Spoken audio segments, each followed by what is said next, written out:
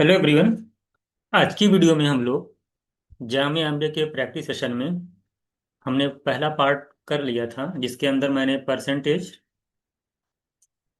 Profit and loss, जिसमें आप देख रहे हैं परसेंटेज के क्वेश्चन थे, SICI था, एंड प्रॉफिट एंड लॉस के क्वेश्चन थे। तो तीन चैप्टर लिया गया, तो तीनों बहुत ही इंपॉर्टेंट थे। और SINCI, तो बहुत से लोगों ने इसका जो फर्स्ट पार्ट है वो देख लिया होगा। तो उसके अंदर हमने 20 क्वेश्चंस आपको कराए थे। क्वेश्चन का लेवल काफी अच्छा था, आप लोगों ने देखा होगा। तो आज की क्लास में हम लोग उसी जो है सीरीज को आगे बढ़ाते हुए उसमें इन्हीं चैप्टर्स के हम जो है सेकंड पार्ट को देखेंगे। तो यहाँ पर भी टोटल 20 क्वेश्चन लिया गया है। आप लोग एक एक क्वेश्चन को अच्छे से देखिएगा और मेरी कोशिश होगी कि पूरे डिटेल में इसको एक्सप्लेन किया जाए। जैसे ये चैप्टर खत्म हो जाएगा उसके बाद तुरंत हम लोग जो हमारे पास दो चैप्टर और बच जाएंगे, time and work ratio, time proportion हो गया, और साथ ही साथ TSD।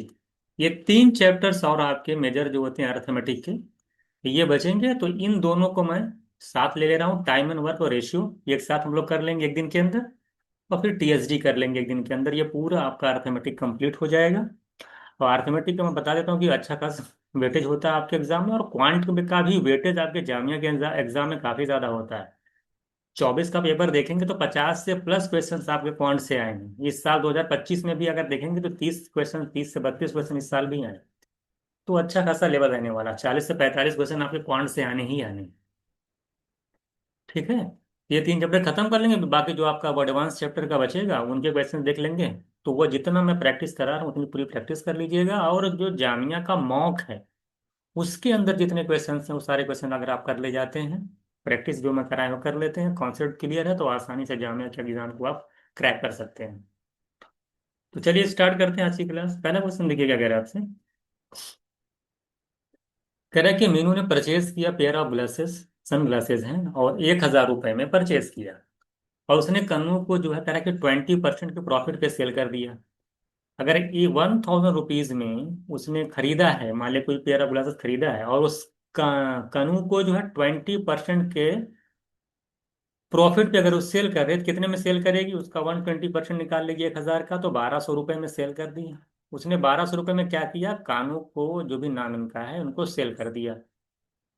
कुछ दिन बाद क्या हुआ, कानू ने क्या किया कि 1,200 रुपये में उसने सेल किया। अब कानू ने क्या किया कि 20%, Kanu sell it back to Meenu at 20% loss, यानी कि -20% पर कानू ने फिर से मीनू को सेल कर दिया। तो अगर 20% का लॉस का मतलब होता है कि 80% पे सेल किया होगा, तो 1,200 का अगर 80% निकालेंगे तो 960 रुपीज में फिर से वो मीनू के पास आ गया। और फिर मीनू ने क्या किया, अब मीनू ने इसको सेल किया है, नाम इनका देखिए मीनू था ना। हाँ, Meenu sells her same pair of sunglass Tanu, sorry Tanu, क्या लिखा हुआ है, तनु।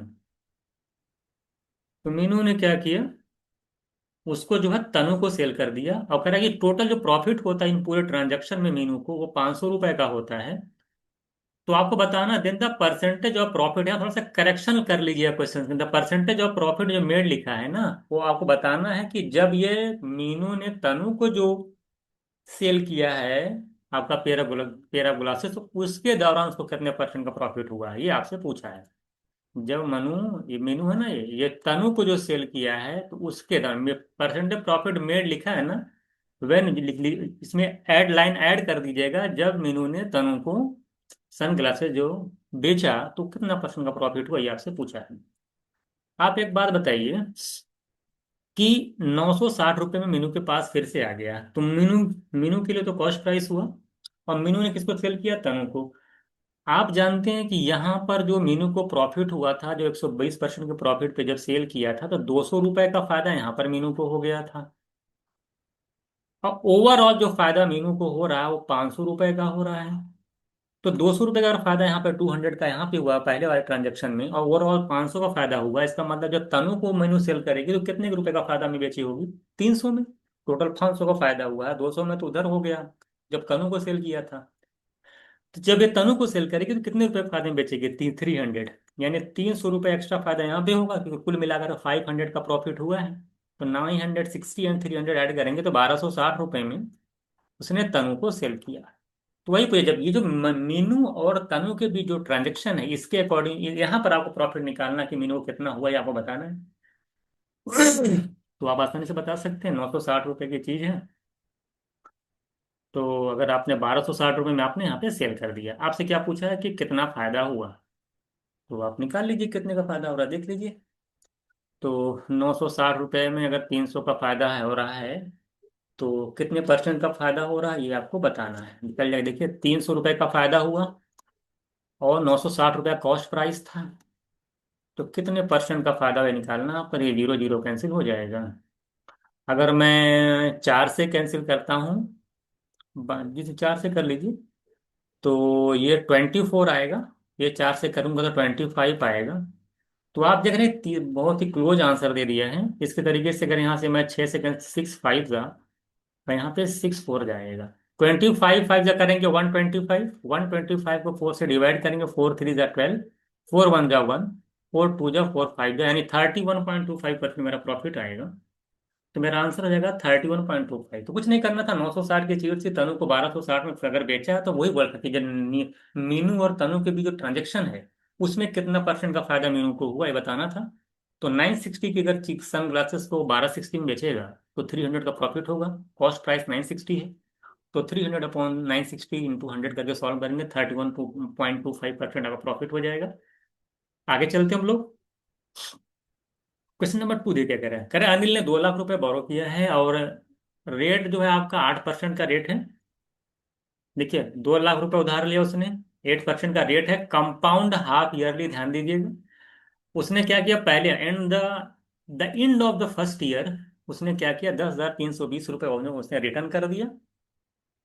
उसके बाद एंड क्लोजेज द लोन, उसने पूरे लोन को खत्म कर दिया bye paying the outstanding amount, कुछ बहुत बड़ा अमाउंट के थ्रू जो पूरे जो है लोन को खत्म किया at the end of the third year. तीसरे साल में उसने पूरे लोन को खत्म कर दिया। यानी पहली साल वो 10,320 रुपये दिया, उसके बाद फिर तीसरे साल पूरा जितना अमाउंट बना था इंटरेस्ट लेकर के सारा चुकता करके लोन को खत्म कर दिया। तो आपसे पूछा है कि देन द टोटल इंटरेस्ट जो then the total interest in rupees paid over the 3 years nearest, तो 3 साल में कुल कितना इंटरेस्ट पे करना पड़ा उसको, यही आपको बताना था। यानी 2 लाख रुपए उधार लिया था, तो 8% का रेट कंपाउंड हाफ ईयरली लगा, तो 1 साल के अंदर उसने क्या किया, 10,320 रुपया वापस कर दिया। उसके बाद जितना अमाउंट बच गया था उसको उसने थर्ड ईयर में, तीसरे साल में कुल दे करके चुकता कर दिया। तो ये बोला कि कुल कितना इंटरेस्ट देना पड़ा उसको अनिल को, ये आपको बताना है। देखिए क्वेश्चन थोड़ा सा आपका जो है कैलकुलेटिव है। हालांकि देख लीजिए ये क्वेश्चन जो है कैट के एग्जाम का है, और कैट के एग्जाम में कैलकुलेटर मिलता है। क्या मिलता है, कैलकुलेटर। तो यहाँ इस क्वेश्चन को चूंकि एग्जाम में मिलता नहीं, तो यहाँ पे इस क्वेश्चन को सिर्फ इसलिए लाया गया है कि आप इसको सिर्फ समझ सकें कि आखिरकार जो है कि किस तरह का लेवल का, किस तरह से क्वेश्चंस अगर एग्जाम में आते हैं और कैलकुलेशन मान लो विदाउट कैलकुलेटर अगर होता है तो किस तरह से करेंगे। यानी सिर्फ आपको यहाँ पे मेथड देखना है। हालांकि क्वेश्चन तो थोड़ा सा कैलकुलेटिव है, तो कैलकुलेट इतनी बड़ी कैलकुलेशन आपके एग्जाम में नहीं आएगी। तो मैं मेथड बता देता हूँ। देखिए 2 लाख रुपए उन्होंने उधार लिया, 8% का रेट लग रहा है, कंपाउंड हाफ ईयरली। देखिए जब रेट हाफ ईयरली काउंट होगी तो आप जानते हैं कि 8% का 2 से डिवाइड कर देंगे, रेट आपका 4% हो जाएगा, टाइम जो आपका होता है वो 2 गुना हो जाता है। तो अगर यहाँ पर अगर फॉर्मूला अगर आपको याद है कि कुल कितना अमाउंट बनेगा 1 साल के अंदर, तो कितना निकल के आएगा अमाउंट जो है पूरा बनकर आएगा 1 साल के अंदर, तो आप जानते हैं प्रिंसिपल कितना था, 2 लाख। तो 2 लाख रुपए ये रहेगा, 1+R/100 होता है, तो 1+R आपका 4 है, बाई 100 है, टाइम हो जाएगा 2 गुना 1 साल में। देखिए देखिए 4-4%, हाफ ईयरली का मतलब 4-4% 2 बार लगेगा। तो 1+4/2 कर लीजिए। या तो आप यहाँ पे एक चीज और कर सकते हैं कि 4% का जो नेट रेट होता है 2 साल का वो निकाल लीजिए, 2 बार का निकाल लीजिए, 4 4 8 और 4 4 16/100, 8.16% आएगा। x+y से यहाँ से नेट रेट निकालेंगे तो 4+4 +4 × 4/100 करेंगे तो 8.16% आएगा। तो यहाँ से अगर हम अमाउंट निकालना चाहेंगे तो हम डायरेक्ट निकाल सकते हैं, इससे भी निकाल सकते हैं। इस पर इससे निकाल के दिखा दे रहे हैं आपको, 20,000 ना 2 लाख, तो 2 लाख में 5 जीरो होता है। और वन, एक देखिए 1+4/100 करेंगे, 104/100 करेंगे 1.04 आएगा। तो 1.04 का स्क्वायर, अब इनको मल्टीप्लाई करके आप सॉल्व कर लीजिए। या आप ऐसे कर सकते हैं कि 2 लाख रुपए, समझाने के लिए लिखा रहा है, हालांकि एग्जाम में क्वेश्चन इस तरह से बस कैलकुलेशन आसान आएगी। 8.16 का अगर इंटरेस्ट लग रहा था, अमाउंट कितना होगा, इसी में 100 ऐड कर देंगे तो 108.16% निकाल लीजिए। ये दो जीरो कैंसिल हो जाएगा, और दो डेसिमल यहाँ से, दो जीरो और कैंसिल हो जाएगा, यानी 20 × 108.16 मल्टीप्लाई करेंगे तो हमारा आंसर हो जाएगा, जीरो बढ़ जाएगा, 2 6 जार 12, 2 1 जार 2 या 3, 2 8 जार 16, 1 2, यानी 21,000, 2,16,320 रुपए मेरा अमाउंट आ जाए। ये आप क्या कर सकते हैं, इसको भी मल्टीप्लाई जब करेंगे ना, तो यहाँ भी वही चीज आएगी, 2 लाख 2,16,320 रुपीज आ जाएगा। इतना पूरा अमाउंट बन के एक साल में आया। और उसने लास्ट में एक साल में क्या किया, कि जो 2,16,320 अमाउंट आया था, उसमें से उसने 10,320 रुपये पे कर दिया, यानी 0,00602, यानी 2,06,000 रुपये अमाउंट इनके पास बच गया। और उनको 2,06,000 अमाउंट और बचा है, इसको अब उनको जो है लोन को पे करना है। तो उसने क्या किया कि लास्ट का जो तीसरे साल उसने सारा अमाउंट दे दिया, तो तीसरे साल जब वो पूरा पे कर देगा तो कितना पैसा पे करेगा ये बताइए। तो तीसरे साल जब पे करेगा, देखिए तीसरे साल मान एक साल तो हो गया, तो 2 साल की बात चल रही है, रेट है 4%। अब आप जानते हैं कि अगर 2 साल की बात करेंगे तो कितनी बारी में लग जाएगा। अगर देखिए, अगर एक साल की बात करता तो दो वाला का, अगर 2 साल की बात करेंगे तो 4 बार, यानी टाइम जो होगा वो 4 गुना होगा। टाइम क्या हो जाएगा, 4 गुना। 2 साल की बात करेंगे तो टाइम कितना हो जाएगा, इसका 2 गुना करेंगे तो 4 गुना हो जाएगा टाइम। यानी जो फॉर्मूला बनता है अमाउंट का, मैं इसको बताता हूँ क्या होता है। अमाउंट का फॉर्मूला क्या होता है, अमाउंट का फॉर्मूला होता है प्रिंसिपल। जो आप देखिए, प्रिंसिपल आपका क्या होगा, 2,06,000 ही था ना, 2,06,000 और 000 यही आपका था। अब इसका देखिए, 1 प्लस रेट आपका 4/100 रहेगी, जो रेट आपकी लगी है, और टाइम यहाँ पे लग जाएगा 4 गुना। यही आप इसको जब सॉल्व करेंगे, यानी 206, यानी यहाँ पे जो आएगा 2 लाख, यहाँ पे 0,6,000 और 100, देखिए 1.104/100 करेंगे तो 1.04 का पावर 4।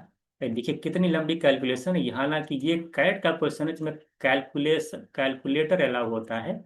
इसको मैं डायरेक्ट सॉल्व कर दे रहा हूँ, इसको जब आप सॉल्व करके लाते हैं तो जो आपका आंसर आएगा 2,40,991 आता। कितना आता, 991, 990 पॉइंट समथिंग आता, तो 991 ये टोटल अमाउंट आता। अब आप देख पा रहे हैं, और 10,000, देखिए 2,40,991 टोटल अमाउंट ये आता। तो आप देख लीजिए कितना। अब 10,000, देखिए 320 रुपये आपने इतना अमाउंट पे कर दिए, और 10,320 अमाउंट पैसा और पहले पे किए हैं। तो कुल मिलाकर जो आपने लोन चुकता किया उसमें कितना पैसा दिया है, तो 2,40,991, 10,320 अगर आप ऐड करेंगे, दोनों ऐड कर लीजिएगा, इसमें 10,320 अगर आप ऐड करते हैं तो टोटल मैं अमाउंट लिख देता हूँ, 2,51,311 आएगा। ये टोटल अमाउंट आप पे करेंगे, 2 लाख रुपए आपका था, और 2,51,311 रुपये अगर आप पे कर रहे हैं, इसका मतलब ये हुआ, इसमें जो आपका इंटरेस्ट बनेगा वो 51,311। तो ये था, 51,311 एक्स्ट्रा जा रहा है। तो ये जो क्वेश्चन था, इसका बताने का सिर्फ एक ही मकसद था, हालांकि कैलकुलेटिव क्वेश्चन है, कि किस तरह से आप एग्जाम अगर ऐसा आता तो करेंगे, ठीक है। ये बताना है कि किस तरह एग्जाम में आपसे सॉल्व करेंगे। हालांकि प्रोसेस मैंने बता दिया कि देखिए 2 साल कैसे निकलता है, 4 साल का कैसे निकलता है ना। तो सिर्फ टाइप समझाना था इसको, ठीक है। इसका आंसर हो जाएगा 551,311, है ना। 5,311 आपका इतना रुपये इंटरेस्ट हो जाएगा, ठीक है। तो कैलकुलेशन खाली इसके अंदर थी, बाकी क्वेश्चन में कुछ नहीं था, बिल्कुल जो आपने पढ़ा रखा उसी तरीके से क्वेश्चन था ये। क्वेश्चन नंबर थर्ड देखिए, अगर आपसे क्वेश्चन नंबर थर्ड कह रहा है आपसे, कह रहा है अनिल इन्वेस्ट 22,000 रुपये for 6 year in certain scheme for 4% interest per annum compounded half yearly. देखिए फिर SICA का क्वेश्चन है, आगे आइए। कह रहा है कि 22,000 रुपये जो है अनिल इन्वेस्ट करता है 6 साल के लिए, रेट है 4% और लग रहा है हाफ ईयरली। और सुनील इन्वेस्ट करता है सेम स्कीम पर 5 साल के लिए, और दोनों का जो फिर जा 5 साल के इन्वेस्ट करता है, और फिर जो एक साल बच जाता है, और उस पूरे एंटायर अमाउंट को फिर एक साल के लिए फिर इन्वेस्ट कर देता है। 1 ईयर, 5 ईयर्स फॉर, जो 5 साल पूरा अमाउंट उसको मिला, इंटायर अमाउंट मिला, उसको उसने फिर एक साल के लिए 10% के SI पे सेल कर, इन्वेस्ट कर देता है। और जो दोनों को अमाउंट रिसीव होता है 6 साल के बाद, कह रहा दोनों सेम होता है, then the initial investment of by Sunil, Sunil ने कितना पैसा इन्वेस्ट किया, बात समझ आएगी नहीं। सुनील, अनिल ने क्या किया, अनिल ने 22,000 रुपया 6 साल के लिए 4% के रेट के साथ इन्वेस्ट कर दिया, और हाफ ईयरली रेट लग रही है, ठीक है। सुनील ने क्या किया है कि पहले जो है वो भी 4% के रेट के साथ हाफ ईयरली स्कीम, सेम का मतलब है कि रेट वही है, कंपाउंड हाफ ईयरली है। कितना पैसा इन्वेस्ट करे हमें नहीं पता है, लेकिन 5 साल के लिए किया उन्होंने।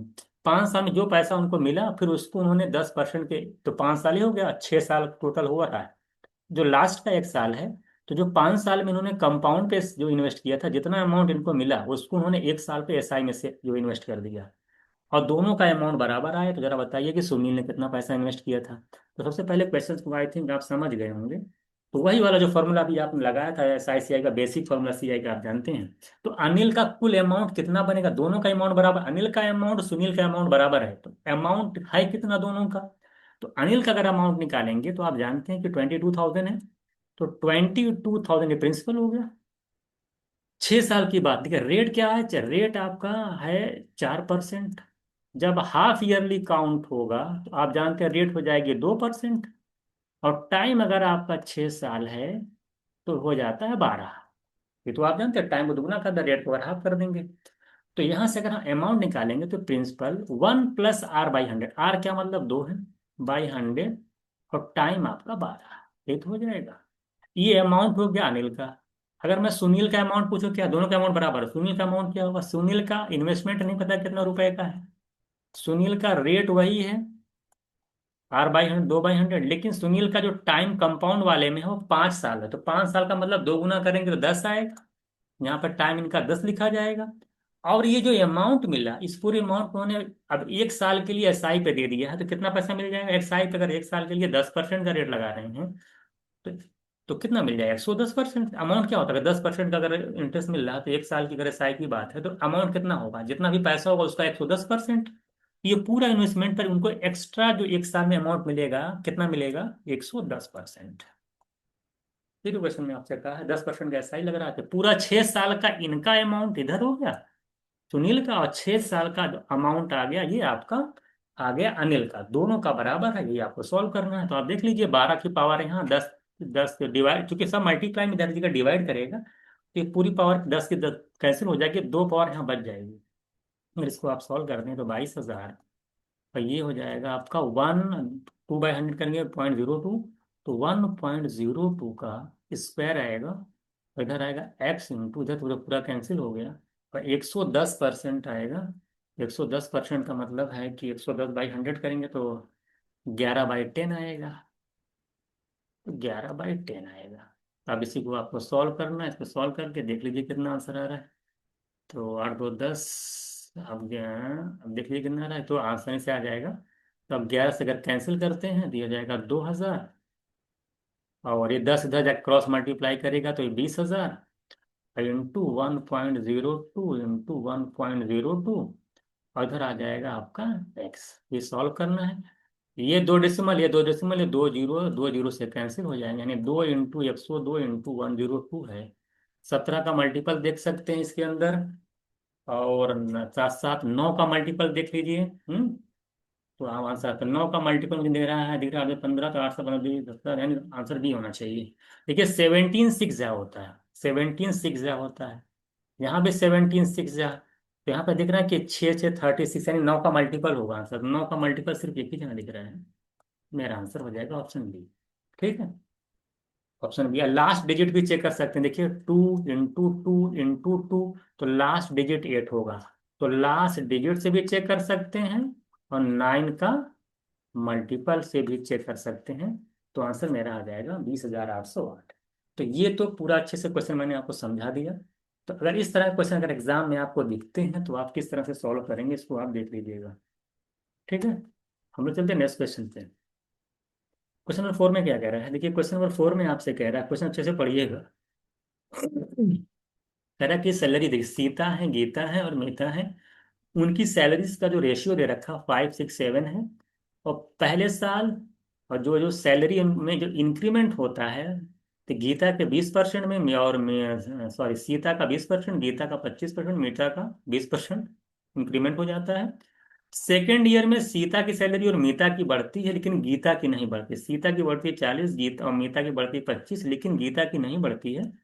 And the salary of Geeta becomes, लिखा है एक कंडीशन, लिखा है equal to the mean salary of the three friends, जो तीनों फ्रेंड उनकी मीन सैलरी के बराबर है, का इंक्रीमेंट हुआ है।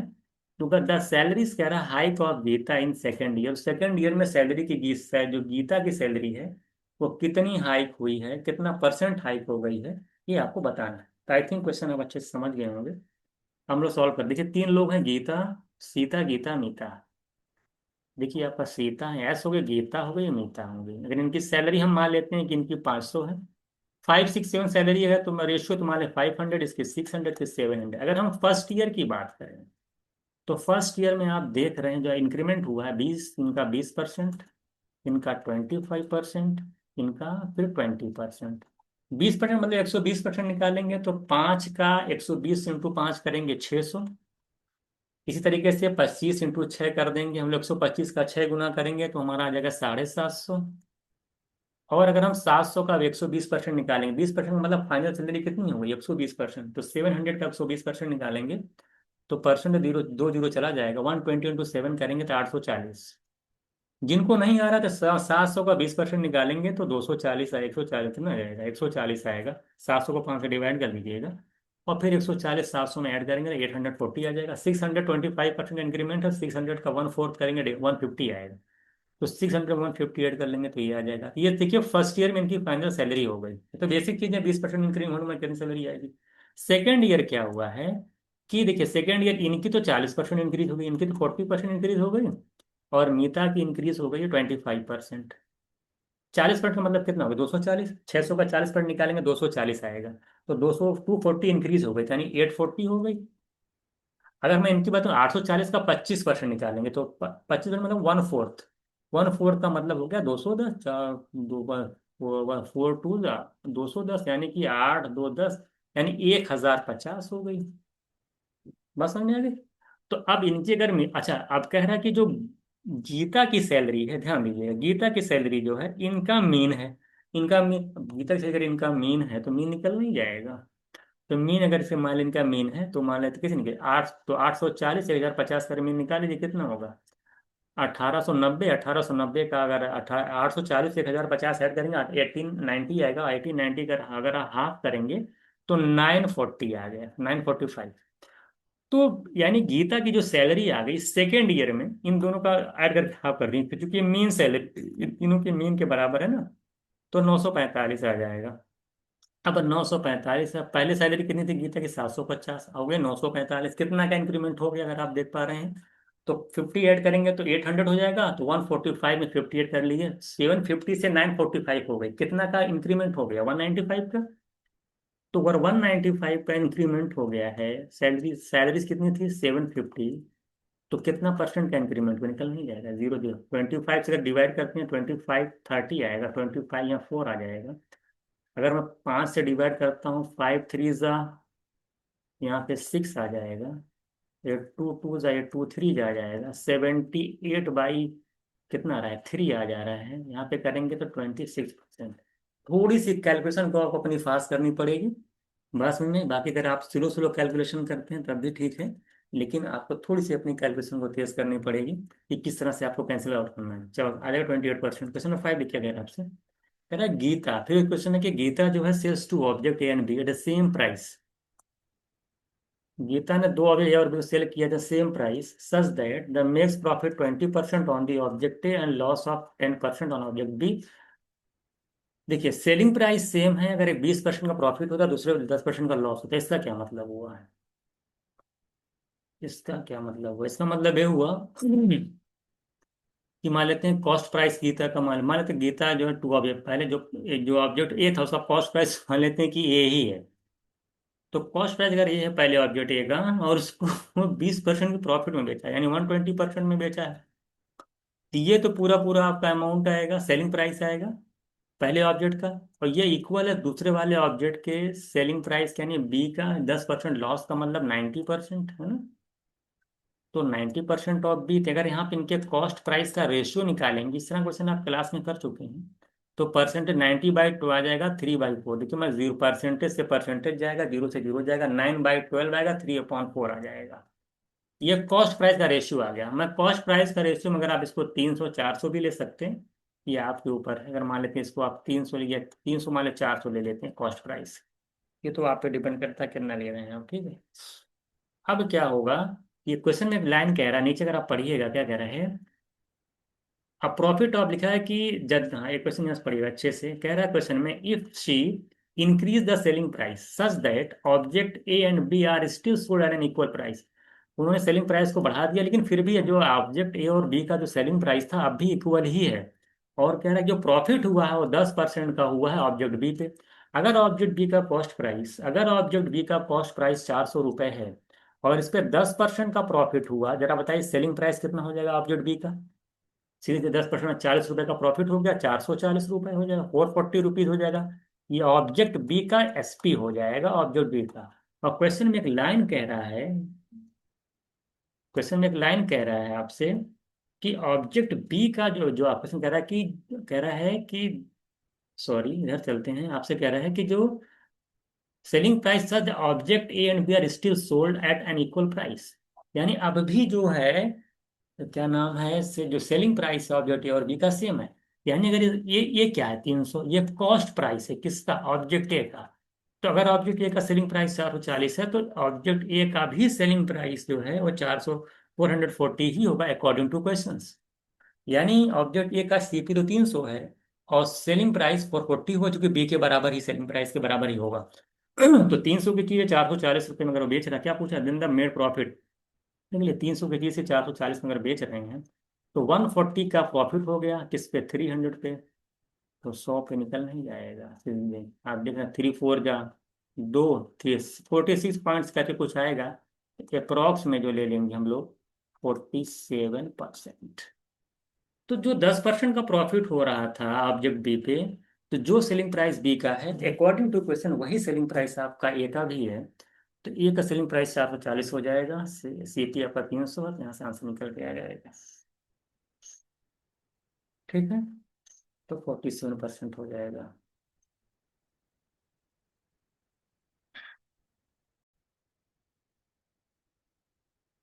क्वेश्चन नंबर 6 देखिए क्या कह रहा है आपसे। क्वेश्चन नंबर 6 में कह रहा है कि Neetu has initial capital rupees 20,000, out of this invest 8,000 ना।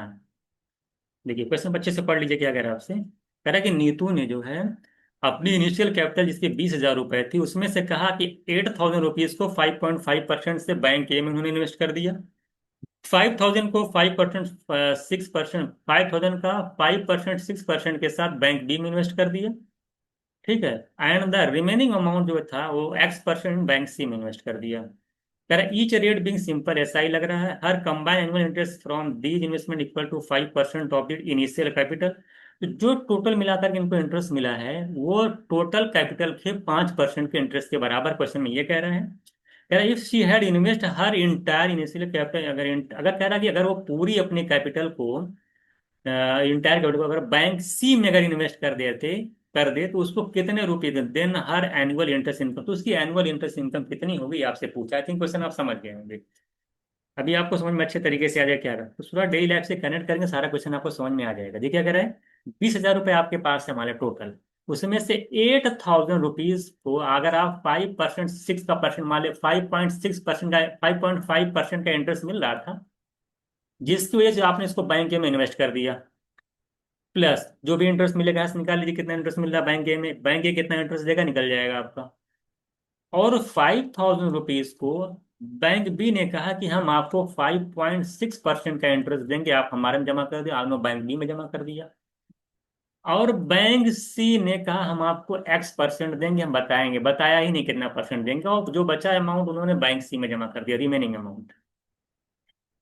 और जिनको कुल मिलाकर जो इंटरेस्ट मिला है अकॉर्डिंग टू क्वेश्चन कह रहा है कि जो 20,000 का 5% के बराबर इनको टोटल मिला के इंटरेस्ट मिला है। क्वेश्चन में आपसे क्या है, यही कंडीशन आपको दे रखी है। अगर यहाँ से आप सॉल्व करते हैं, देख पाएंगे 2 जीरो से 2 जीरो कैंसिल हो जाएगा, पॉइंट से ये डेसिमल पॉइंट से हट जाएगा, तो 55 का अगर 8 गुना करेंगे आप, तो देखिए 440 कितना आ जाएगा, 440। और प्लस, अगर यहाँ पे दो जीरो कैंसिल करते हैं, एक जीरो डिसमल चलेगा, 56 का 5 टाइम्स करेंगे तो 5 5 25, 250 प्लस 30। मेरी एक क्लास मैंने कैलकुलेशन की बताई है, वहां से जाके देखिए, इस तरह से आपको कैलकुलेशन करना पड़ेगा। तो इधर आ जाएगा x% ऑफ c, और इधर आप 5% निकालेंगे तो जो परसेंट से दो जीरो चला जाता है, 200 का 5 गुना करेंगे तो 1000 आ जाएगा। तो यहाँ से आप देख रहे हैं, 4 2 6, 680, 40, 120, 720 आएगा, 720 इधर, 1000 इधर। तो x% ऑफ c आ जाएगा, ये 1000 में से अगर आप निकाल देंगे 720, तो आपका आ जाएगा 280। कितना आ जाएगा? 280। ये x% ऑफ c की वैल्यू है, सॉरी सी नहीं, कितना था सी, बैंक सी में जमा कर देता है x% ना। इन बैंक सी में सी क्यों लिख, चलिए बैंक सी की बात चल रही थी, सी लिख दिया यहाँ पे, कोई दिक्कत नहीं है, बैंक का नाम नहीं लिखना है ना।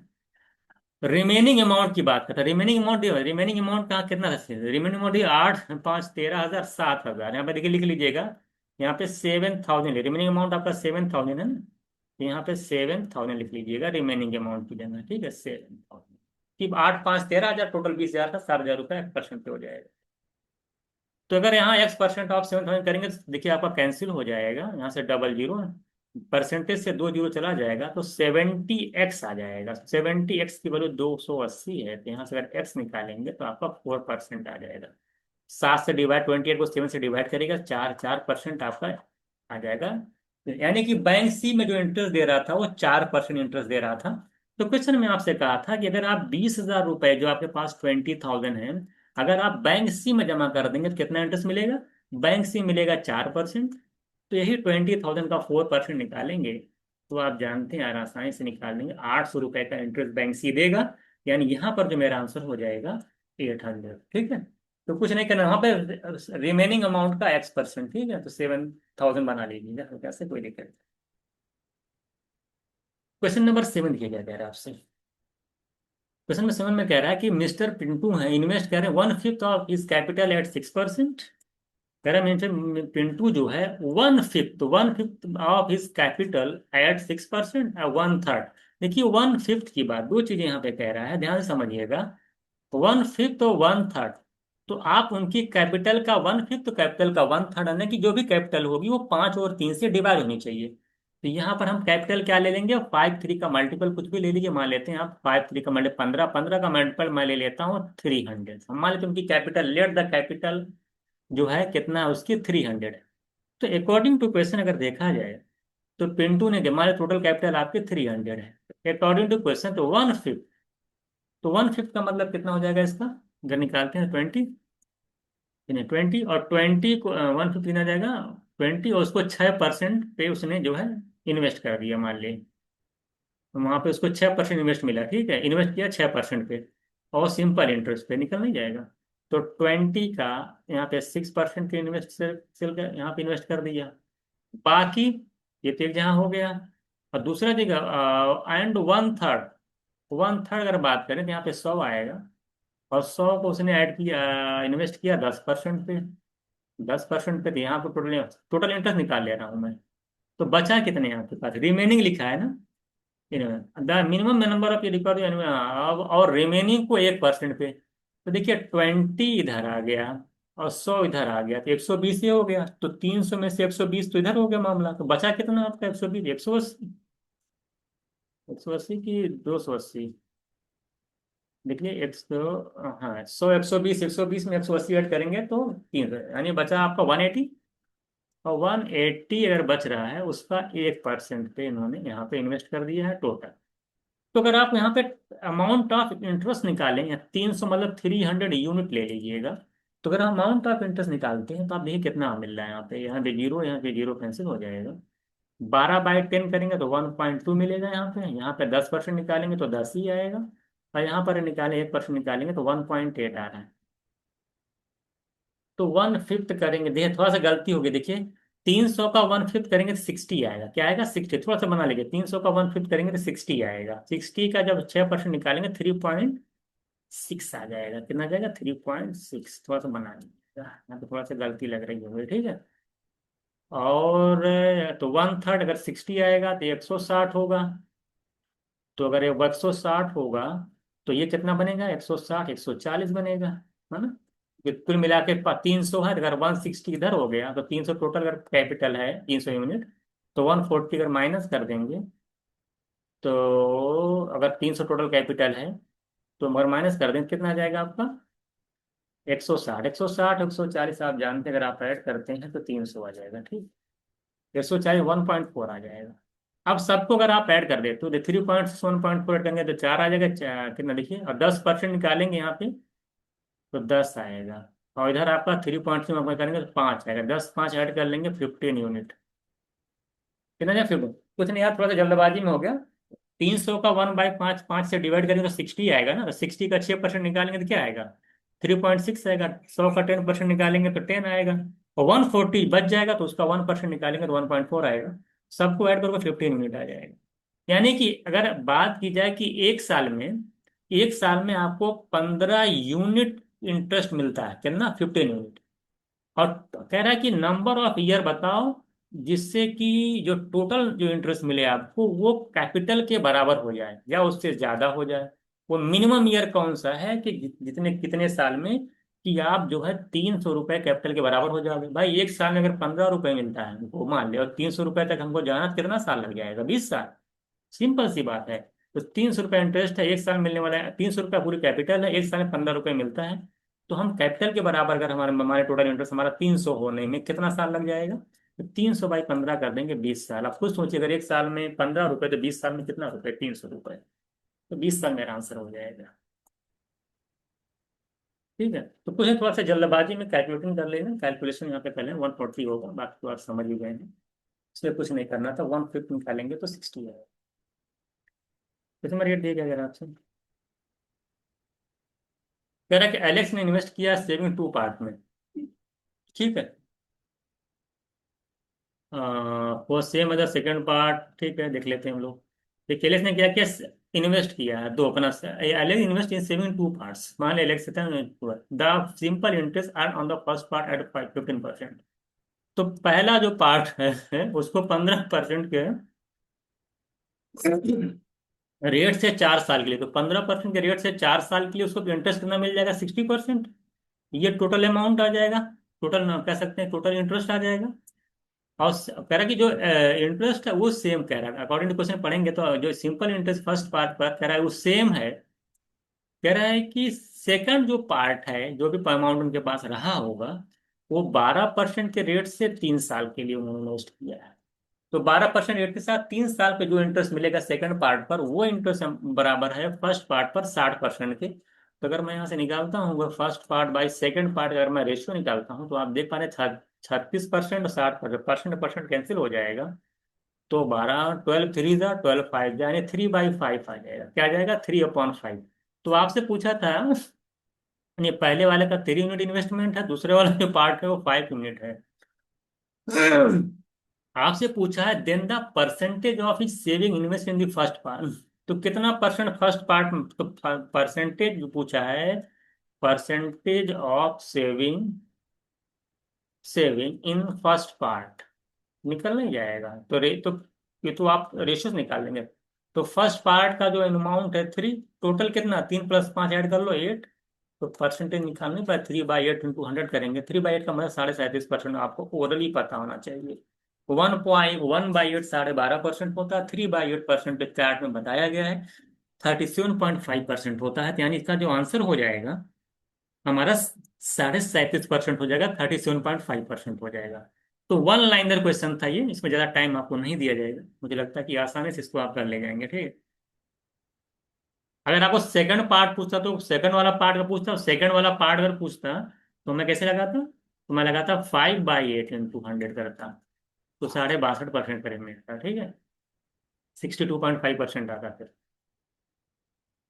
क्वेश्चन नंबर 9 क्या कह रहा है, देखिए, करें इन टूर्नामेंट कह रहा है कि टीम 40 मैच खेलती है और 30% में जीत जाती है। देखिए एक मैच है, कोई टीम है 40 मैच अगर वो खेली है और 30% अगर वो जीत जाती है, यानी कितना पर कितना मैच जीत गई, वो 12 मैच जीत गई, है ना, यही तो बात हुई।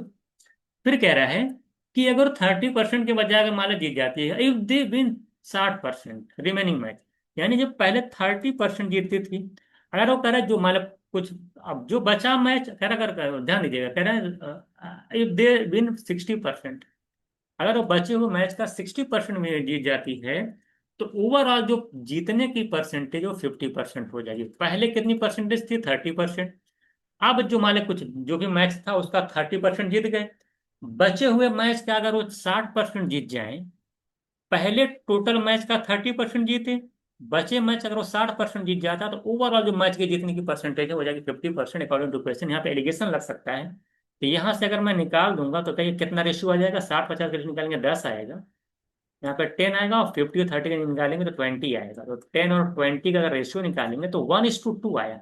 अब बात आती है कि जो रेशियो आ रहा है 1:2, ये किसका रेशियो है? ये रेशियो है जो नंबर ऑफ मैच आपने खेले। यानी जैसे कि जो जब आप 30% जीते थे तो कितना मैच खेले थे आप? 40 मैच। ये नंबर ऑफ मैच की जो 30% सामने वाला जो है वो नंबर ऑफ मैच होगा, और नंबर ऑफ मैच 30% जब जीता था वो 40 मैच था, यानी 1 की वैल्यू 40 मैच है। तो अब रिमेनिंग मैच देखिए, यहाँ पे जो 2 यूनिट की वैल्यू अगर 1 की 40 है, 2 की कितनी हो जाएगी? 2 यूनिट। अगर 1 यूनिट की वैल्यू 40, 2 यूनिट की 2 × 40 करेंगे 80 आएगा। कितनी हो जाएगी? 2 × 40 करेंगे 80 मैच, यानी रिमेनिंग मैच आपका जो हो जाएगा, यानी जो सेकंड वाला मैच है, जो रिमेनिंग मैच था वो 80 मैच होगा। तो 80 मैच है, क्या पूछा था आपसे? तो यहाँ पे देख लीजिए 80 मैच हो गया, क्या पूछा था? पूछा यहाँ क्वेश्चन में कहा सपोज दे विन 90, यानी कि अब कह रहे हैं कि अगर वो 90% मैच जीत जाते हैं, तो अगर 80 मैच खेले हैं वो लोग यहाँ पे, और इसमें से रिमेनिंग मैच में से, और रिमेनिंग मैच अगर 90% रिमेनिंग मैच निकल के आ गया, और रिमेनिंग मैच का 80%, 90% जो है, ये क्या हो रहा है? जीत जा रहे हैं, इसका मतलब 72 मैच जीत जा रहे हैं। तो 72 मैच इधर जीत गए, 12 मैच इधर जीत गए, तो कुल कितना मैच जीत गए ये? 84। ठीक है। आई थिंक आप क्वेश्चन अच्छे से समझ गए होंगे। ठीक है, इस तरह से 84 आ गया। क्वेश्चन नंबर 10 नहीं किया गया आपसे। क्वेश्चन नंबर 10 में आपसे कह रहा है, पढ़े क्या कह रहा है आपसे, कह रहा है कि शॉप है, ऑनर है, बॉट टोटल 64 शर्ट्स वो खरीदता है एक होलसेल सेल मार्केट से, और दो साइज की शर्ट है, लार्ज साइज स्मॉल साइज का शर्ट है। कह रहा प्राइस ऑफ जो स्मॉल शर्ट है वॉज, कह रहा कि 50 rupees less than that of large shirt. कह रहा सी पे टोटल रुपीज 5000 और लार्ज शर्ट के लिए, और 1800 स्मॉल शर्ट के लिए पे करते हैं। जरा बताइए then the price of large shirt and small shirt together कितना होगा? ये प्राइस पूछा आपसे। देखिएगा, अब ये जो क्वेश्चन आपके सामने अच्छा क्वेश्चन पूछा है आपसे। हमें देखिए क्वेश्चन आप समझ गए, टोटल नंबर ऑफ शर्ट्स हैं लार्ज साइज स्मॉल साइज मिला करके 64 है। कितनी है? 64 है। मानते हैं कि लार्ज साइज का है और एक स्मॉल साइज है, दो टाइप की शर्ट है आपकी, और उनमें 64 है। Correct in two sizes. ये कह रहा है the price of small shirt was 50 less than, अगर मैं कहूँ स्मॉल साइज का प्राइस, अगर वो कह रहा है कि 50 लेस है द लार्जर साइज, अगर लार्जर साइज का प्राइस पी है, तो स्मॉल साइज का the price of small size 50 less than. ठीक है, अगर स्मॉल साइज का प्राइस पी है तो लार्जर का जाए तो P+50 होगा। ठीक है, P+50 प्राइस ज्यादा होगा, स्मॉल साइज प्राइस है अगर लेस है तो लार्जर। द सी पे टू इतना रुपीज। अगर मैं कहूँ कि लार्जर साइज जो स्मॉल साइज की जो नंबर ऑफ शर्ट हम मान लेते हैं, एस शर्ट स्मॉल साइज की है, और एल शर्ट जो है larger size, total number of shirt मान लेते हैं लार्जर वाली एल है, और total number of shirt small size वाली एस है।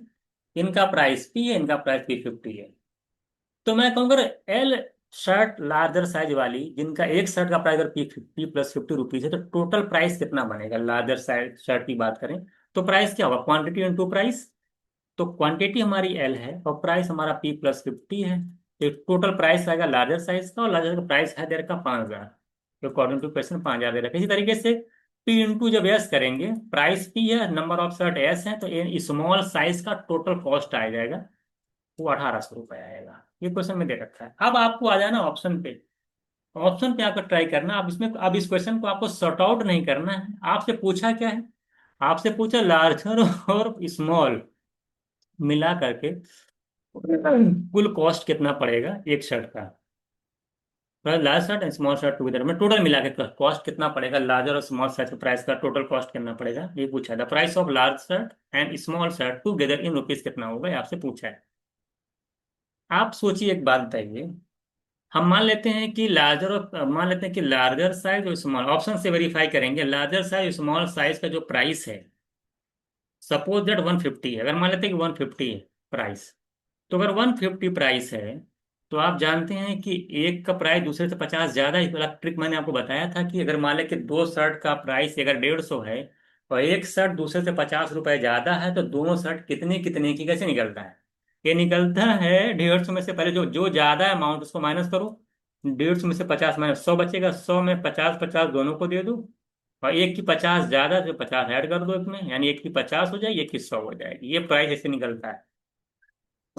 अगर लार्जर का प्राइस 100 है, स्मॉलर का 50 है, तो जरा बताइए, अगर टोटल अमाउंट यहाँ पे हमको दे रखा 5,000 स्मॉलर लार्जर का, 1,800 स्मॉलर का, तो यहाँ से निकल नहीं जाएगा। तो नंबर ऑफ शर्ट निकाल नहीं देगा आसानी से। अगर 5,000 रुपये अगर आपने लार्जर शर्ट के लिए पे किया है और लार्जर साइज टोटल टोटल पे किया है 5,000 शर्ट, 5,000 रुपये, और एक लार्जर शर्ट का प्राइस अगर 100 रुपये है, तो टोटल कितनी लार्ज शर्ट, लार्ज साइज की कितनी शर्ट आपने खरीदी, कैसे निकलेगा। 5,000 को 100 से डिवाइड करोगे तो 50 शर्ट, यानी 50 शर्ट आपने लार्ज साइज की खरीदी।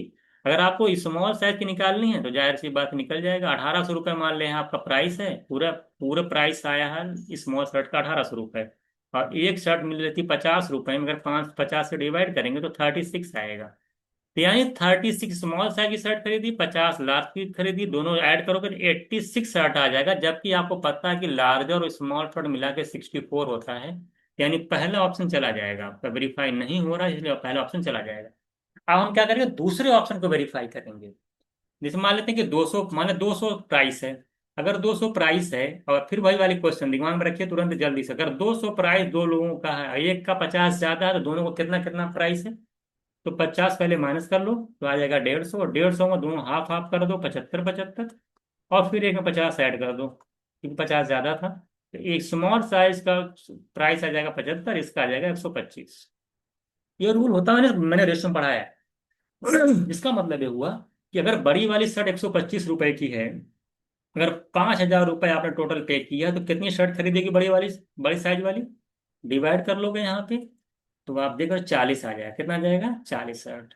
इसी तरीके से अगर 1,800 रुपये है टोटल, और एक शर्ट का प्राइस अगर 75 रुपये है, अगर आप डिवाइड यहाँ से करोगे, तो यहाँ से डिवाइड करोगे आ जाएगा 24, दो बजाएगा 150, तीन 300, चार टाइम जाएगा 24।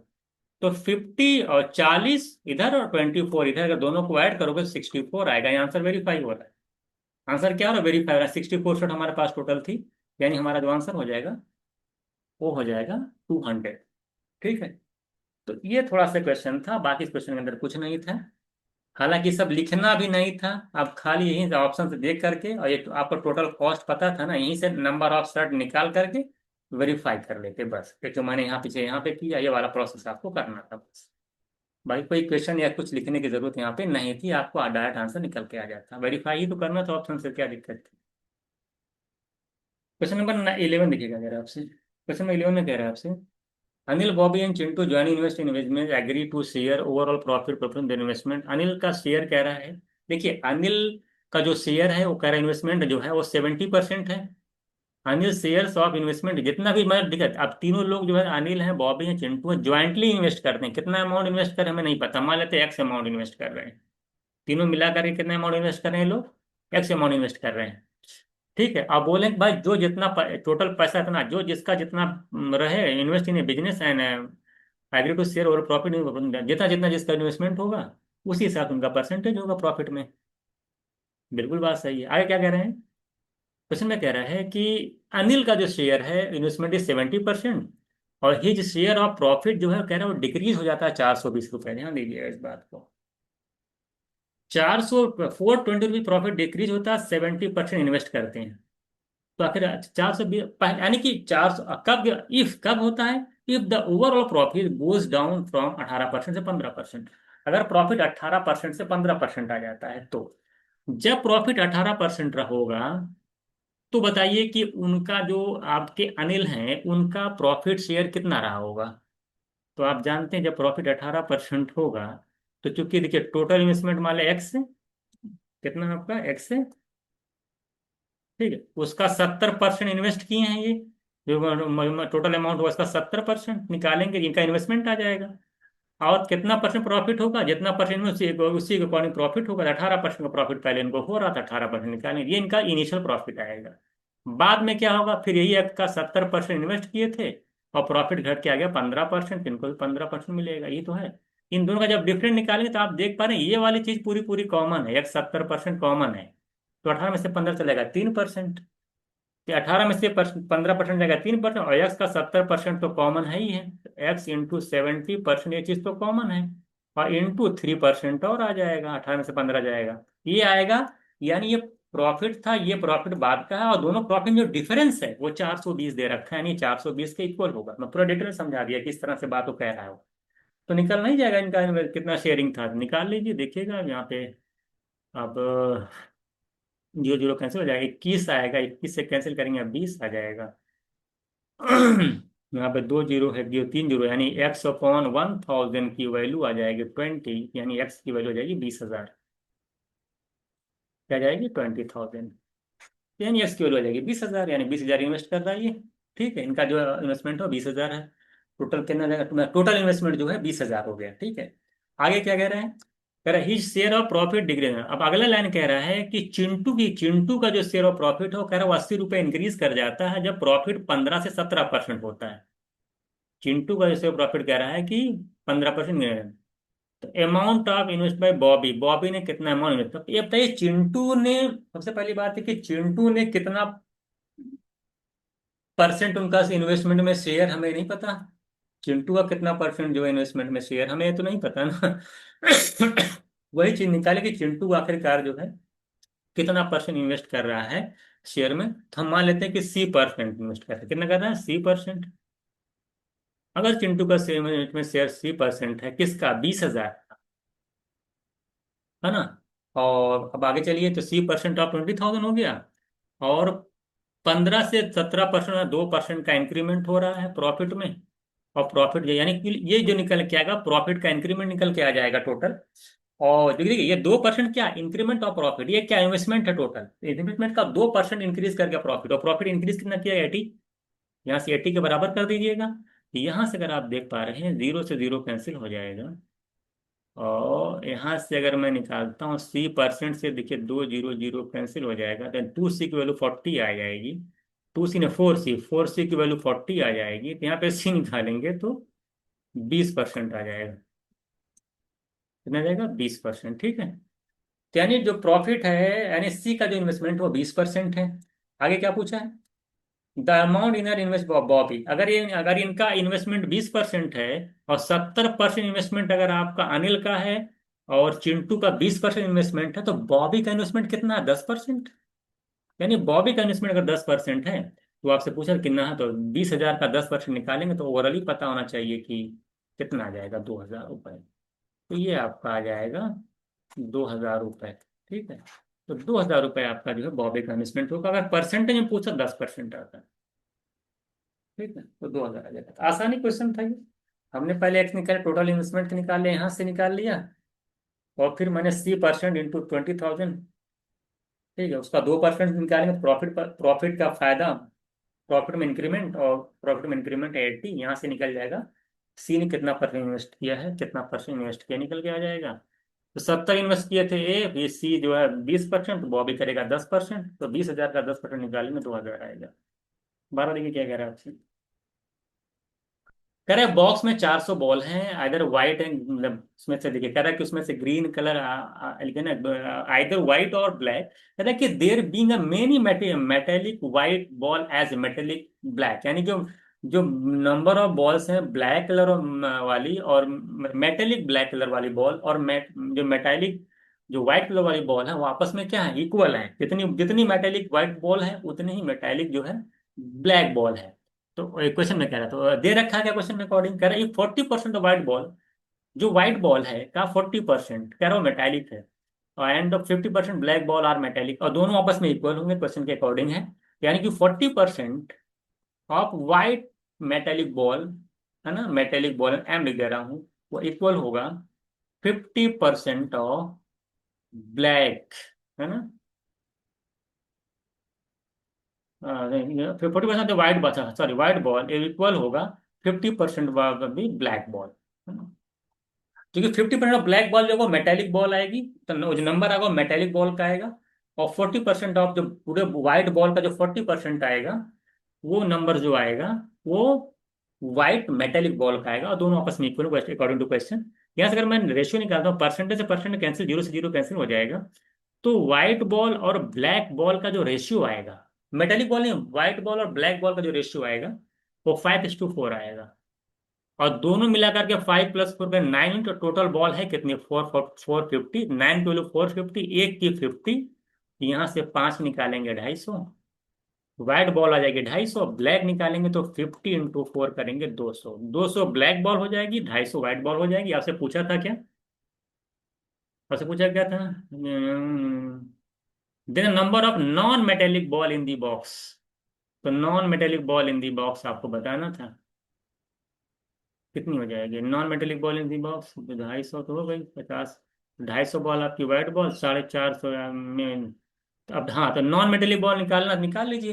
देखिए 250 तो आपका आ गई, 200, अब 250 में अगर 40% ये व्हाइट आ गई, तो 40% व्हाइट आ गई 250 में, अगर मैं अगर ये मेटेलिक है, तो 60% नॉन मेटेलिक हो गया, 250 का 60% निकालेंगे कितना आएगा, 150, कितना आ जाएगा 150, तो 150 इधर हो जाएगा। अगर 200 का अगर हमारे 50% है, तो 50% तो 100 बॉल और निकाल लीजिए, तो 100 और 150 निकालेंगे तो 250 बॉल आएगी, तो 250 बॉल जो आपकी आ जाएगी नॉन मेटेलिक आ जाएगी। बात समझ आ गई, तो आसानी था भाई। हम हमको नंबर ऑफ बॉल पता चली, हमको व्हाइट बॉल पता चल गई, ब्लैक बॉल पता चल गई। अब व्हाइट बॉल का अगर 40% मेटेलिक है, तो 60% नॉन मेटेलिक होगा, तो 250 का 60% कितना होता है, 150, तो 150 व्हाइट बॉल नॉन मेटेलिक हो गई, और 50% मेटेलिक है तो 50% नॉन मेटेलिक, 200 बॉल अगर ब्लैक है तो उसमें 100 बॉल जो है मेटेलिक और नॉन मेटेलिक होगी, कहीं 100 बॉल आपकी जो हो जाएगी ब्लैक वाली, ये नॉन मेटेलिक हो जाएगी, ये नॉन मेटेलिक है। 150 में 100 कूट मिलाकर के 250 बॉल ऐसी आएगी जो नॉन मेटेलिक होंगी, तो आसानी था। चलिए 13 क्वेश्चन कह रहा है, आइडेंटिकल कह रहा है, chocolates pieces are sold in boxes are two size small and large, the large box is sold in twice the price of the small box, if the selling price of per gram of chocolate in the box is 12% less than in a smaller box, the percentage by which the weight of the chocolate in the large box is। Question पढ़ने में आप परेशान मत हो जाइएगा कि बहुत बड़ा क्वेश्चन दे रखा है, क्वेश्चन मैं समझाता हूँ क्या कह रहा है आपसे। क्वेश्चन में कह रहा है कि दो आपके बड़े बड़े बॉक्स हैं, कह रहा है कि the pieces are sold in boxes two sizes, एक स्मॉल एंड लार्ज, कह रहा है द लार्ज बॉक्स में जो सोल्ड, जो बेचा जा रहा है वो दुगने प्राइस में बेचा जा रहा है स्मॉलर बॉक्स का जो प्राइस है। यानी तो यहाँ पे पर दो लाइन मैं लिखता भी चलूंगा। देखिए आपका लार्ज बॉक्स हो गया आपका, एक आपका स्मॉल बॉक्स हो गया। अगर इसका प्राइस एक्स है तो इसका प्राइस 2x है, दो गुने प्राइस पे बेचा जा रहा है, ये कह रहा है क्वेश्चन में। सेलिंग प्राइस अगर इसका है, इसका 2x है। क्वेश्चन में फिर कह रहा है इफ द सेलिंग प्राइस पर पर ग्राम ऑफ चॉकलेट, हम मान लेते हैं कि इसमें स्मॉलर बॉक्स में मान लेते हैं कि 100 ग्राम चॉकलेट है, क्योंकि इसे कंपेयर में निकालना है आपको, क्यों मैं 100 ग्राम ले रहा हूँ, मैं इसलिए ले रहा हूँ। क्वेश्चन में लास्ट में पढ़िएगा क्या कह रहा है, क्वेश्चन लास्ट में पढ़िएगा क्या कह रहा है कि the small then the percentage by which the weight of chocolate in large box exceeds that in the small box in nearest to, है ना, the small box the percent by which the weight of chocolate, तो weight of chocolate मान लेते हैं 100 के comparison percent निकालने में बहुत आसानी हो जाएगी। तो यहाँ पे 100 मान लेते हैं ग्राम का चॉकलेट है, और मान लेते हैं इसका क्या है नहीं पता, मान लो वाई ग्राम चॉकलेट है। तो अगर मैं पर ग्राम चॉकलेट यहाँ से पूछूं कितना होगा, पर ग्राम चॉकलेट क्या होगा, तो आप आसानी से यहाँ से निकाल सकते हैं। अगर मैं लार्ज बास के पर ग्राम चॉकलेट पूछूंगा, यहाँ पे पूछूं तो कितना निकलेगा, पर ग्राम चॉकलेट कितना निकल जाएगा, अगर 2x अगर इसका प्राइस है, वाई ग्राम चॉकलेट का प्राइस अगर 2x है, तो 1 ग्राम चॉकलेट का प्राइस कितना होगा, 2x/y, तो 2x/y ये पर ग्राम चॉकलेट का प्राइस यहाँ निकलेगा, और x/100 जो है पर ग्राम चॉकलेट का प्राइस यहाँ निकलेगा स्मॉल बॉक्स का। क्वेश्चन में आपसे बात कह रहा है कि द सेलिंग प्राइस पर gram of chocolate in the large box is 12% less than है स्मॉलर बॉक्स के, यानी कि जो बड़े बॉक्स में जो पर ग्राम चॉकलेट है वो 12% प्राइस उससे कम है स्मॉलर बॉक्स से। यानी स्मॉलर बॉक्स का जो पर ग्राम चॉकलेट प्राइस है, उसका कितने परसेंट की वैल्यू दे रखी है, 12% लेस का मतलब होता है 88% की वैल्यू, यानी उसका 88% निकालेंगे तो हमारा लार्ज बॉक्स का जो है पर ग्राम चॉकलेट का प्राइस निकल के आएगा। तो यानी स्मॉलर बॉक्स के पर ग्राम चॉकलेट का प्राइस का 88% है बड़े वाले बॉक्स के पर ग्राम चॉकलेट का। यहाँ अगर आप सॉल्व करते हैं, देख लीजिए कितना आ रहा है, सॉल्व कर लीजिए यहाँ से। देखिए एक्स से एक्स कैंसिल हो जाएगा, यहाँ पे 100 है, यहाँ पे देखिए एक्स बाई 100, यहाँ पे 100 है। तो अगर आप 2 से कैंसिल करते हैं, इसको सॉल्व कर 2 से अगर मान लिया आप कैंसिल करते हैं तो 44 आ जाएगा। अगर हम 2 से कैंसिल करते हैं, 4 से मान लिया 25 आ जाएगा, यहाँ से मान करेंगे 11 आ जाएगा। ठीक है, तो 11 y इक्वल्स 11 ऊपर आ रहा है, कुछ बच नहीं रहा ना। y इक्वल्स टू 25 इंटू 100 करेंगे तो 2500 आ जाएगा। तो अगर y निकालेंगे यहाँ तो 2500/11 कर लीजिए, कितना, 11 दूना 22, 3, 11 दूना 22, 8, 227 है, कितना आ जाएगा, 227, लगभग 227 आएगा। अब देखिए यहाँ पे y है क्या, y है वेट, किसका वेट है, ये बड़े बॉक्स में जो चॉकलेट उसका वेट है। और स्मॉलर बॉक्स का जो चॉकलेट था जिसमें उसका वेट है 100 ग्राम, इसका 227 है। तो कितना परसेंट ज्यादा है, सीधे से दिख नहीं रहा, 127% ज्यादा है। तो 120% जो है ये इससे ज्यादा है, ये आपको निकल गया। तो ये आपसे पूछा था कितना परसेंट ज्यादा है बड़े वाले बॉक्स का जो है वेट जो है छोटे वाले बॉक्स में। तो 127%, ठीक है।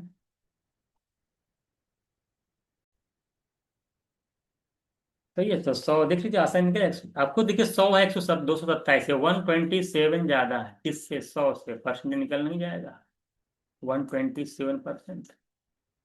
तो आप लोगों को भी इस तरह से लगाने हैं ज्यादा आपको, है ना। आगे चलते हैं, आसान क्वेश्चन था, आई थिंक आप समझ गए होंगे। क्वेश्चन 14 क्या कह रहा है आपसे, क्वेश्चन 14 में कह रहा है कि टू एल्कोहल सोल्यूशन है, देखिए क्या है, टू एल्कोहल सोल्यूशन है।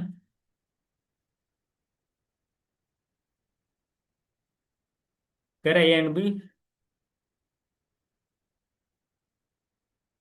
टू एल्कोहल सोल्यूशन कह रहा है A and B are mix in proportion 1:3।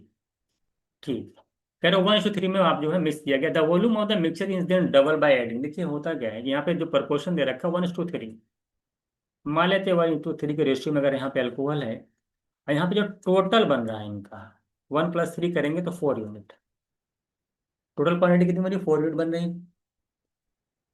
उसके बाद आगे देखिए क्या कह रहा है आपसे, कह रहा है कि the volume of the mixture is then double by adding solution A such that the resulting mixture has 72% alcohol. The solution A is 60% alcohol, then percent of alcohol in solution B. ये सब बात की बात है, पहले ये देख लीजिएगा।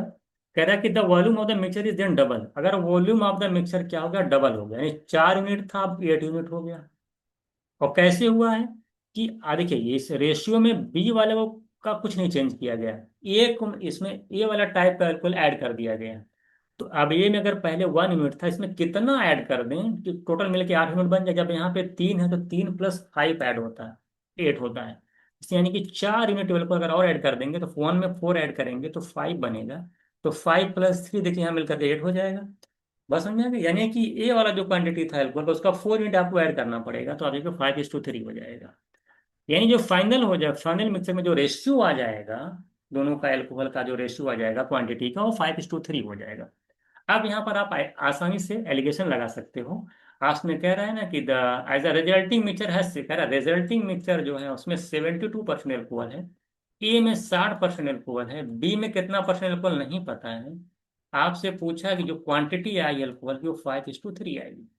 तो 60 और 72 का डिफरेंस 12% होगा, तीन की वैल्यू 12% है, एक की वैल्यू 4% आएगी, पांच की निकालेंगे 20% आएगी, एक की 4, पांच की 20।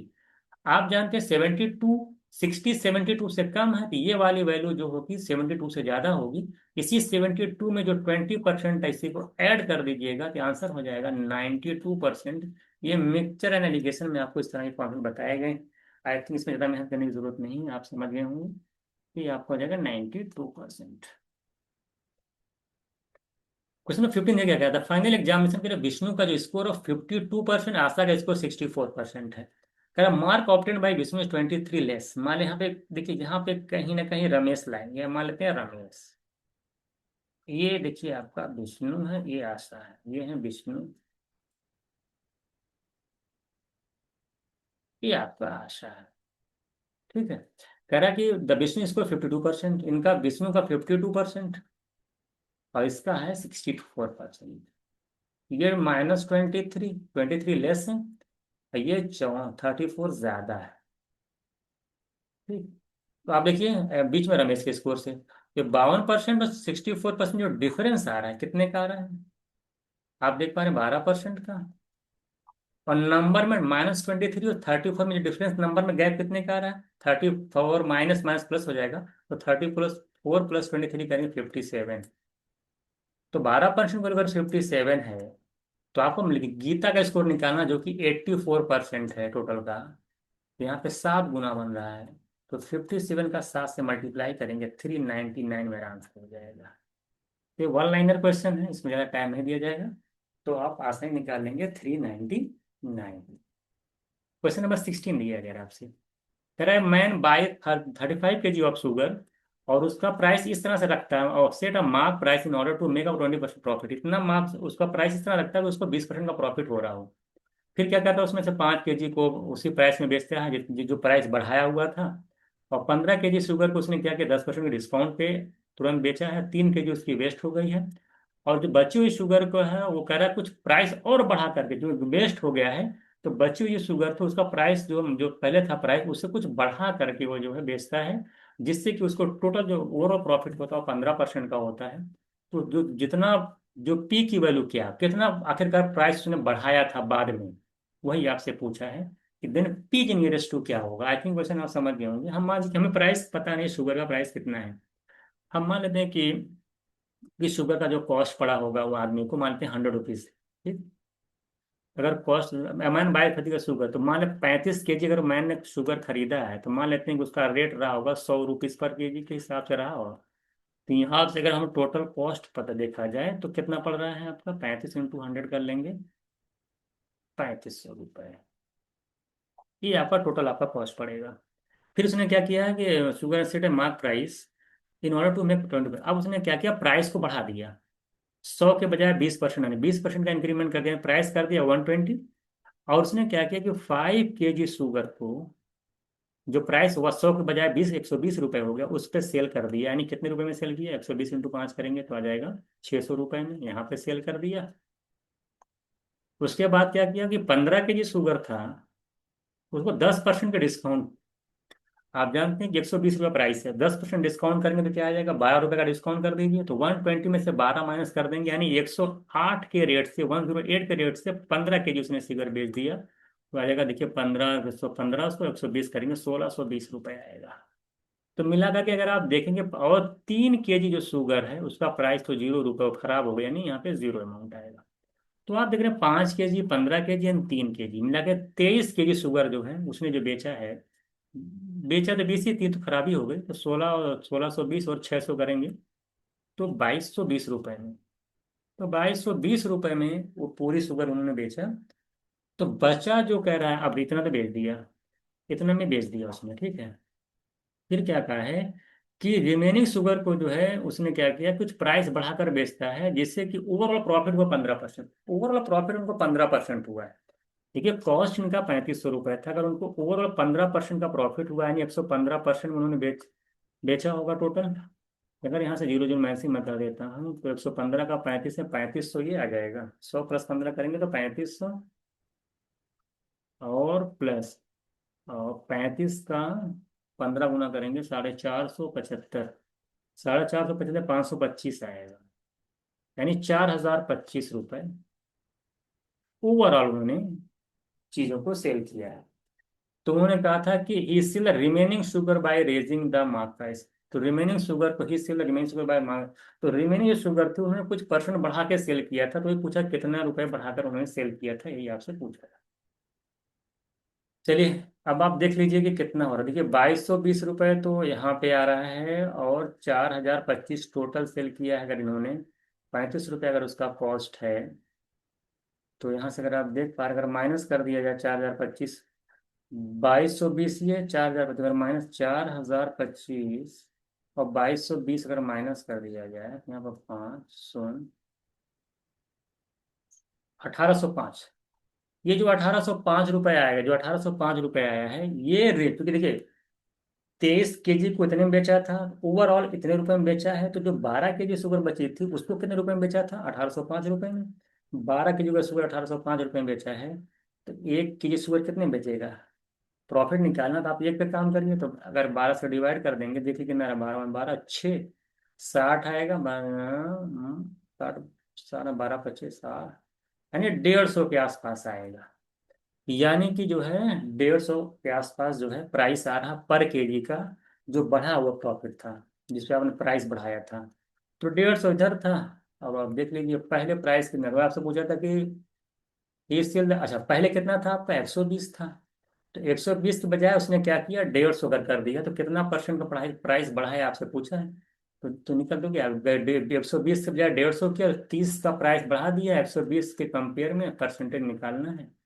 तो अगर आप निकालेंगे यहाँ से तो निकल जाएगा 25%। देख लो, 1/4 करेंगे तो, हाँ देख लीजिए, एक जीरो से जीरो करेंगे 100 रहेगा, तो 100/4 करेंगे तो 25%।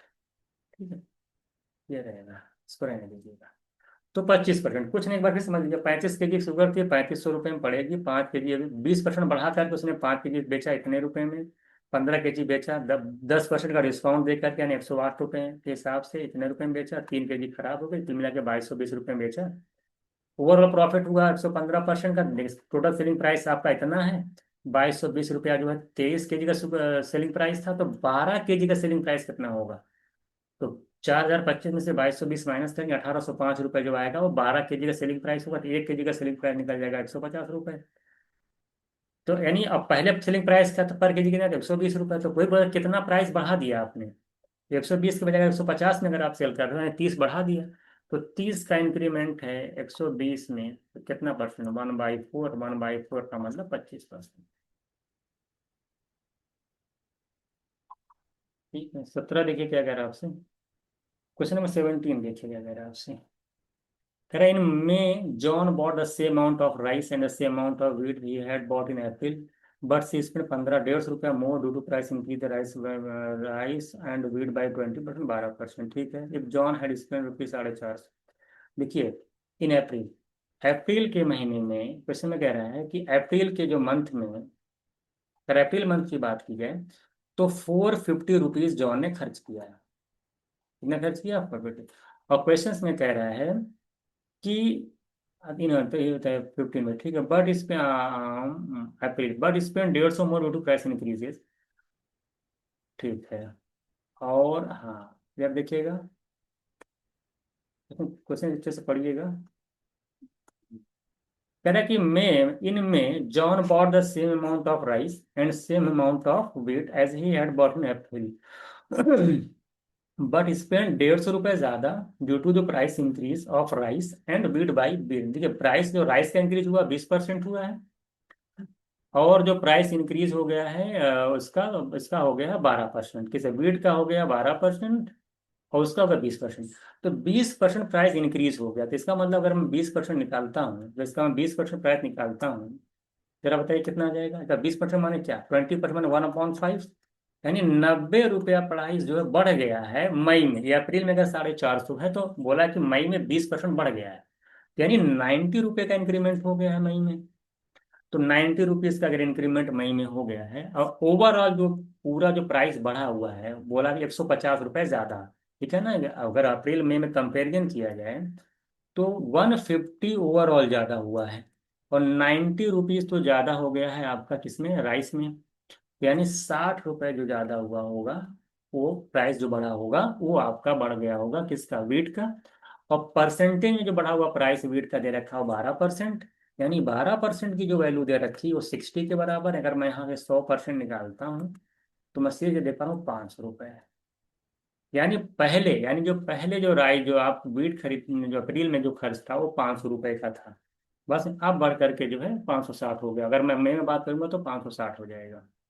तो 500 रुपया होगा। क्या पूछा था? पूरा कहते हैं on rice, then how much did he spend wheat in में। अब मई में कितना कितना स्पेंड करेगा? रे यार, 500 रुपये तो अप्रैल में जो 100% आया ना, कि 500 रुपये जो आया वो उनके अप्रैल का वीट का खर्च है। और 60% अभी आपने देखा है कि मई में बढ़ गया है, तो 60 रुपये और इसमें अगर ऐड कर दोगे तो 560 रुपये जो है वीट का जो है खर्च है मई के मंथ में, तो यहाँ पर जो हमारा आंसर हो जाएगा 560 हो जाएगा। अगर हमसे पूछा होता अप्रैल में जो हमारा खर्च 450 रुपये है, ये दे रखा है ना, ठीक है।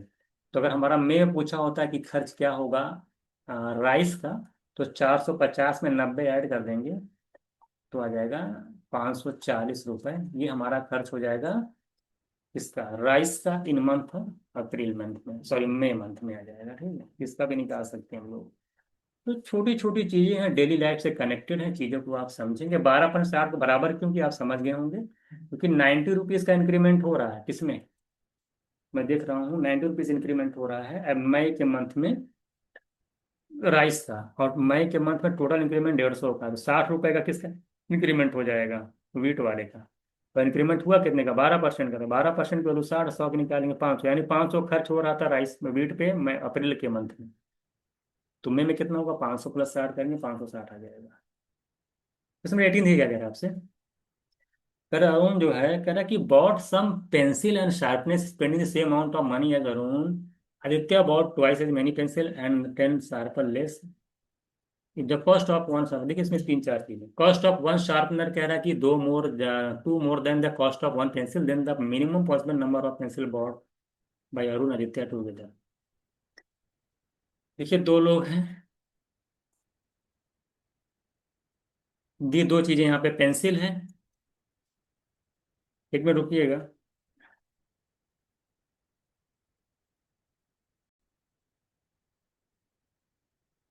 हाँ देखिए क्या कह रहा है आपसे, कह रहा है Arun bought some pencil and sharpener spending the same amount of money as Arun. Aditya bought twice as many pencil and 10 less sharpeners. If the cost of one sharpener is two more than the cost of one pencil, ये दो चीजों की बात चल रही है, pencil,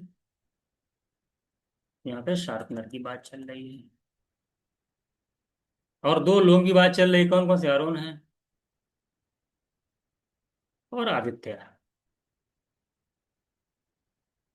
चलिए अरुण के बारे में क्या बात चल रही है, कह रहे Arun bought some pencil and sharpener, अब कितना कितना पेंसिल शार्पनर खरीदते हैं मालूम नहीं है, कॉस्ट पता है, लेकिन एक बार Aditya bought twice as many pencil and 10 less sharp. देखिए अगर मैं अगर पेंसिल की बात की जाए, तो आदित्य कह रहा है कि दुगुना, अगर मान लिया अगर अरुण पी पेंसिल खरीदता है, तो आदित्य दो पे उसका दोगुना पेंसिल खरीदता है, ठीक है। अगर शार्पनर की बात की जाए, तो Aditya bought twenty pencil and 10 less sharpener, अगर मान ले कि अरुण जो है एस शार्पनर खरीदता है अरुण, तो आदित्य जो खरीदता है वो 10 कम खरीदता है, यानी S-10 खरीदता है, शार्पनर की बात कह रहा है।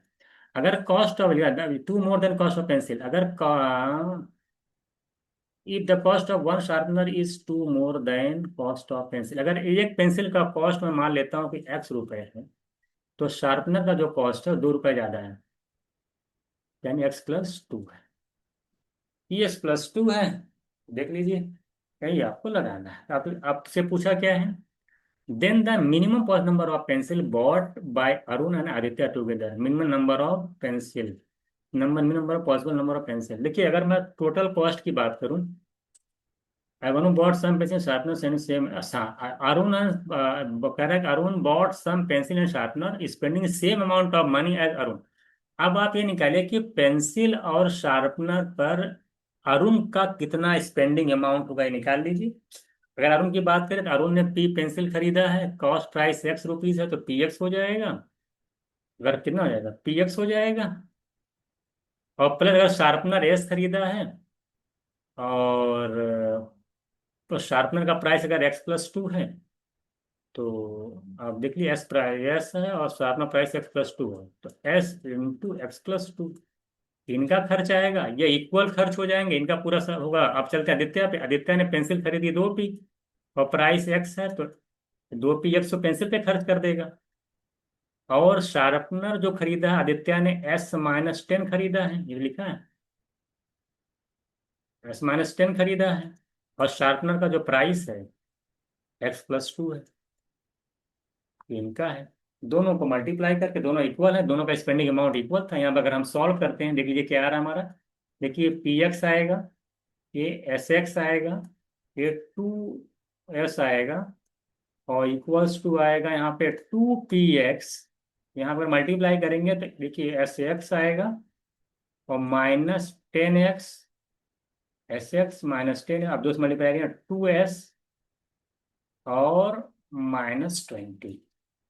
तो देखिए 2s से 2s कैंसिल हो जाएगा, sx से sx कैंसिल हो जाएगा, इधर 2ps, इधर ps बचेगा, इधर -10, इधर -20 बचेगा, 20 को उधर ले जाइए, 2ps में से एक ps चला जाएगा तो ps बचेगा, इधर आपका बचेगा -10x, और इधर -2 उधर जाएगा, 20 हो जाएगा। यहाँ से अगर आप x कॉमन ले लेते हैं तो p-10 की वैल्यू 20 आ जाएगी। इसी इक्वेशन को ध्यान से देखिएगा। तो आपसे पूछा है मिनिमम पॉसिबल पेंसिल कितनी होगी, नंबर देखिए, minimum possible number of pencil अगर आप पूछेंगे तो मान minimum possible number of pencil कह रहा है ना, then the minimum possible number of pencil bought by Arin get way. आप देख पा रहे हैं कि पी की वैल्यू मिनिमम कितनी हो सकती है।